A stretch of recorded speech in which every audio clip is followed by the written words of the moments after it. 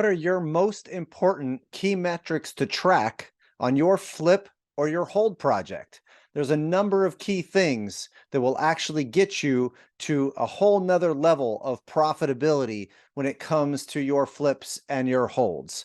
And they're all extremely important to make sure you stay profitable during your flip and during your hold process. So my name is Mathew Owens. I'm a California licensed CPA, a full-time real estate investor, and I help investors create financial freedom in their life through real estate. I flipped over 1,000 houses. I have over $35 million lent to flippers in different markets around the country, and do a lot of value add multifamilies. I do fix and flip. I do buy and hold strategies myself.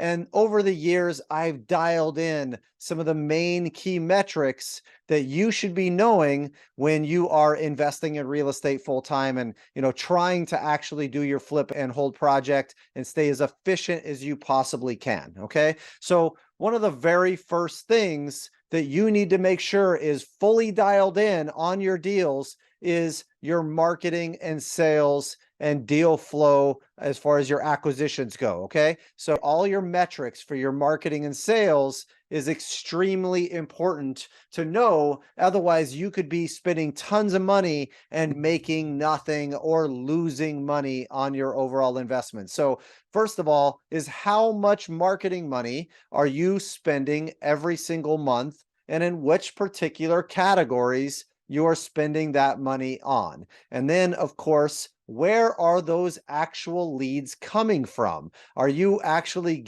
spending money on projects on different, marketing sources that are not producing you leads every single month?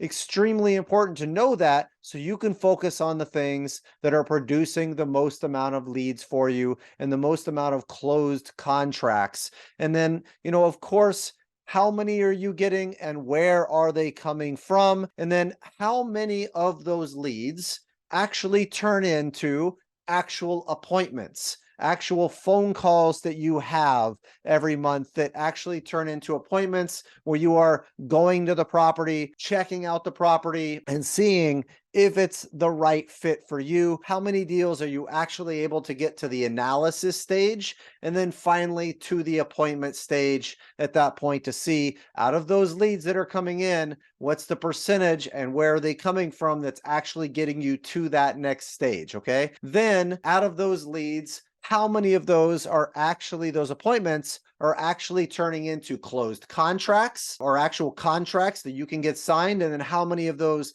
contracts actually get to close? Because a lot of those contracts can fall out. There's title issues. There's sellers that get unhappy and don't want to close or are stubborn. There's a number of reasons why they fall out of contract. And so understanding where they're coming from, how many are coming in, how many turn into appointments, how many turn into actual contracts, and how many actually get to the closing table is extremely important to understand, so you know what your percentages need to be to get to an actual closed deal on those deals. Okay. So this is all extremely important. And now, in addition to that, you want to make sure that you know what your cost per lead is that comes in the door, what your cost per contract is, and then, of course, what your cost per closed deal is on top of that, right? So knowing your cost per closed deal is key, because if you don't understand that, hey, I'm spending $5,000 a month, I'm getting 2 deals under contract under that, and I'm making 10 grand on each one of those, or 15 or 20 or 30 grand on each one of those. What is your net profit after your marketing costs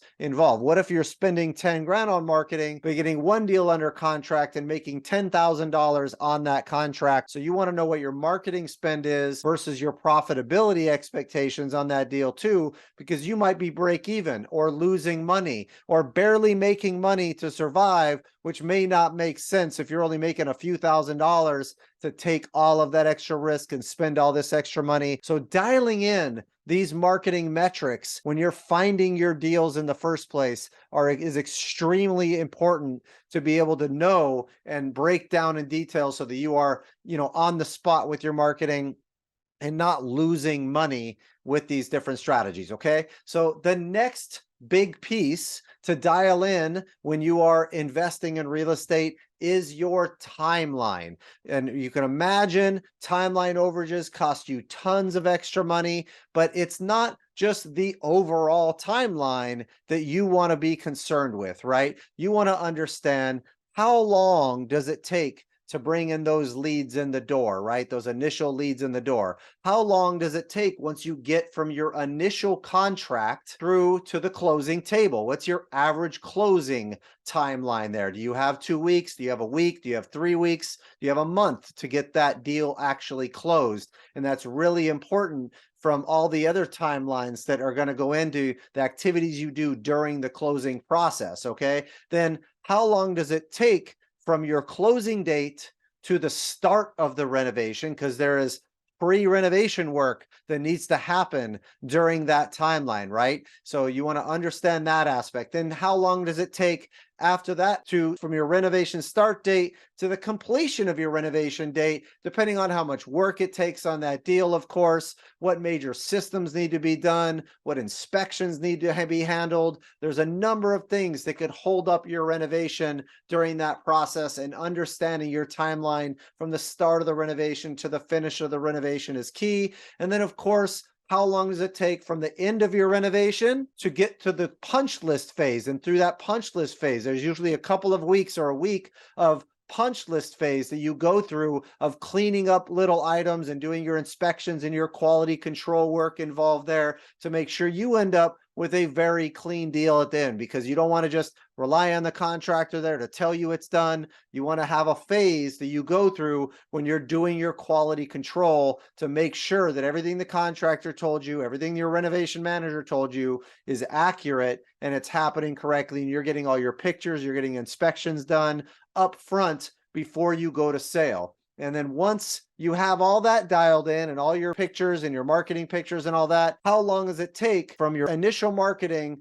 to get that deal under contract with a buyer? And then also from when your buyer puts it under contract through the close date. So you break down your timeline into all these different segments, because it really does break down to you what major segments are costing you the most amount of time. Okay. So like, for example, if you're talking about your time being, majorly overspent from your close date through the start of the rehab, because you might have to get utilities on, you might have to go through and go get inspections before you can get utilities on, you have to go get your construction bids, you have to get all your contractors' documentation and their insurance and contracts in order and all of that stuff all dialed in before you can even start the renovation to start. But could you be doing that during the close process in the beginning of that anyways, before you even close? There's half of those or 3/4 of those that you could have done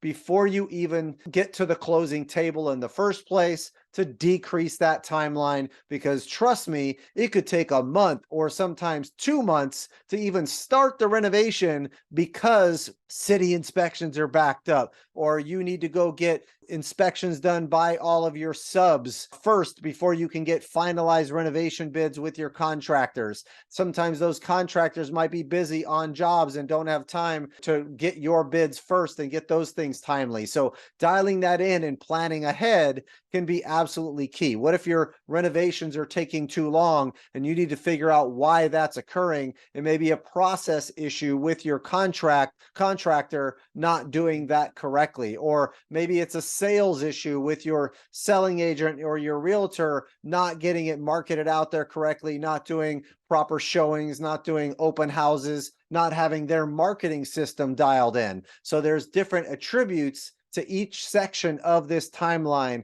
that will really take your business to another level and help you dial in where your timeline overages are, and so that you can shorten that timeline, which will massively save you a ton of money. Okay, so we talked about your marketing and sales metrics and your timeline metrics. The next bigger metric is your budget versus actual on the project. And I'm not talking just about your profitability involved and what your budget versus actual was on the project as a whole. You want to be able to break those things down in detail. Okay, so what is the budget versus actual on your closing costs? that you had? What about your lender fees? What about your utilities costs and your property taxes and your other inspection costs and appraisal costs and things like that? All your other little auxiliary costs that go into the project. What was your budget for those items and what did you miss that caused the renovation overage in the first place, right?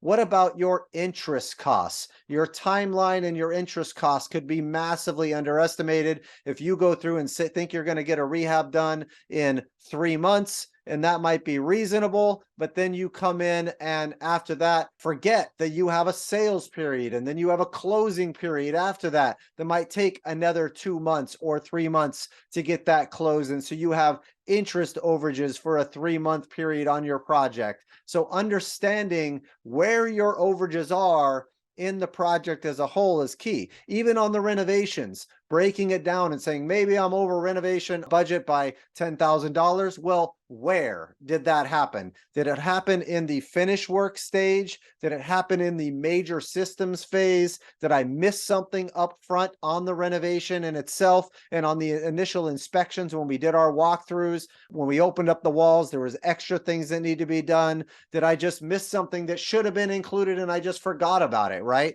So some of these main things involved in the actual renovation and the budget on that renovation is key. And then, of course, breaking down your sales and versus your actual sales price versus what you thought you were going to sell it at. You normally are going to recalibrate your sales price at the end of the renovation versus when you initially analyzed it to actually go back and say, am I still going to hit the sales price? What should I actually market it for versus what I planned on selling it for on my initial analysis, which maybe I was a little more conservative on my initial analysis versus what I really plan on trying to hit as my target sales price. What was your target sales price versus what your actual sales price was as well is very important. And then if you're holding a property long-term for cash flow, then what was your target all-in cost versus your actual all-in cost on that project? And what's your target rents initially versus what you're really going to target on the back end and what you actually get that rented for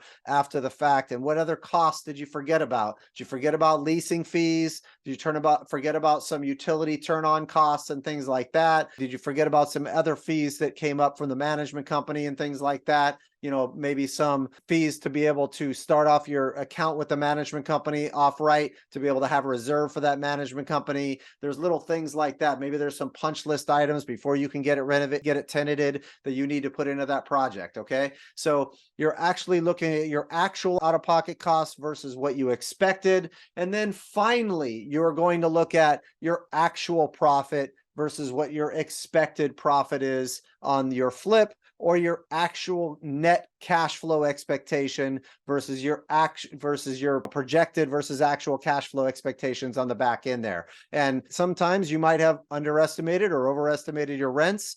You may have forgotten that your property taxes are going to get reassessed, or what miscalculated what your insurance cost was, or your property management costs. Knowing those things and dialing them in detail is what's really going to set you apart and make sure that you have a very strong cash flow stream that makes sure that you are profitable on your flips, and then you're able to understand what your true return on investment is versus your expected return on investment on those deals. If you guys want more tips and tricks like this on different strategies to help you create financial freedom in real estate, go ahead and find me on all the different social media platforms, or you can follow me on YouTube or on my podcast, and I can, help you create that financial freedom in your life. Talk with you soon. Do you want to learn how to create financial freedom in your life through real estate and take your investing business to the next level?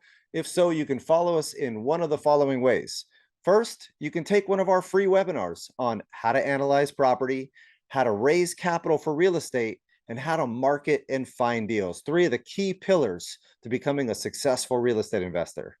Number 2, you can join us on our mailing list where you'll get tips and tricks on real estate investing directly to your inbox. And number 3, you can take our 6-month real estate course that teaches you every aspect of real estate investing you can think of, and more importantly, create financial freedom in your life through real estate investing strategies that I teach. If you want a master's in real estate in 6 months, this course is for you. We're going to go over how to raise money, promissory notes, syndications, fixing and flipping, buy and hold investing, tax and legal structures, self-directed retirement accounts, financial education, how to run a business, how to market and find your deals, and most importantly, how to create that financial freedom in your life so that you can stop trading your time for money and create passive real estate cash flow that you can live off of. If you're interested, go ahead and click on one of the links below, and I look forward to seeing you guys on the other side.